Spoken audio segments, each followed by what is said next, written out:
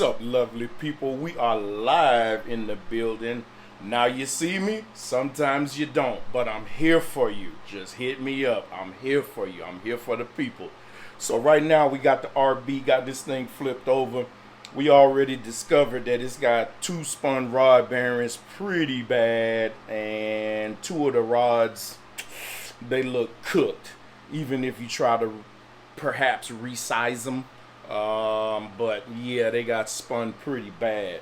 So right now I already went ahead and loosened all the main cap bolts, and to my feel or experienced feel, they weren't all that tight. I mean, they was tight, but not what I would have expected when it's time to crack these suckers loose. So that's something. Anyway, I don't know just yet, because this particular engine had a bad case of oil starvation, which is very strange because it has a Nitto oil pump. So we'll see what's up. Right now we just taking things apart, surveying the damage. So right now gonna go ahead and pop this crank out of here right quick. So we got a bar, get this girdle up. See, the main's taking the crank with it right now. Hopefully we don't have a spun main bearings also, because that'll just be all bad news. So that's all loose there. Got him up. Stay there. And that's just those rod bearings that was hanging on to the crank. So I'll show them to you. Hopefully we can focus, but yeah, that's not supposed to look like that. So you can see that's down to the copper, and how in here it's wider, so it's been beat out and pounded out. So that shouldn't look like that. So that's that. But anyhow,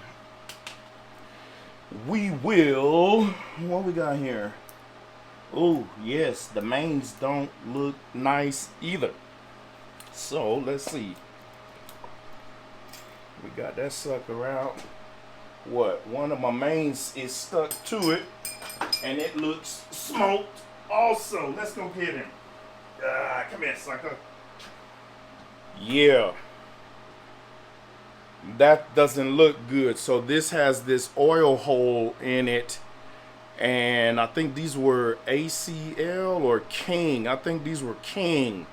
But anyway, that oil hole is distorted majorly, in my opinion.